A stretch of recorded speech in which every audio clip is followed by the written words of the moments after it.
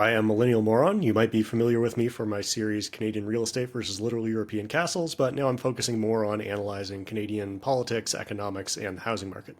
So the housing market is a rough go for millennials, right? We're both millennials. We both grew up in an era where there was supposed to be wealth for all of us, and always buy a house because that's your nest egg. You're going to retire off your home, and that was the lie that was essentially sold to all Canadians. But many people in our generations never actually had the opportunity to buy a home. Are we finally seeing some movement in price that it's going to make it more affordable for people to buy homes, or are we still kind of not really getting back to those affordability levels of pre 2008? Well, what I've been seeing is that, my thesis basically is that a lot of the increase in home prices came from low interest rates. And also, some cultural aspects of, like you said, everyone has been saying that the best thing you can do is get into home ownership. Renting is just throwing your money And when there's away. easy money with low rates, you might as well.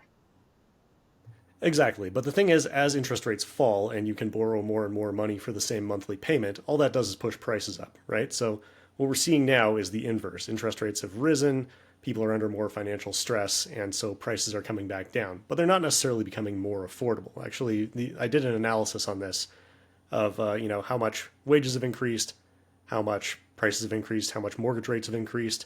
Kind of ran all that backwards through the mortgage formula to see how much borrowing power people have and what they can afford on sort of a fixed percentage of their monthly income as a mortgage payment.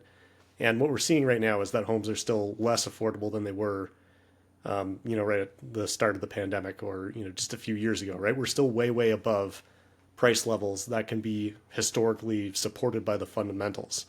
So to me, we're already less affordable, and that means there's still more downward pressure on prices.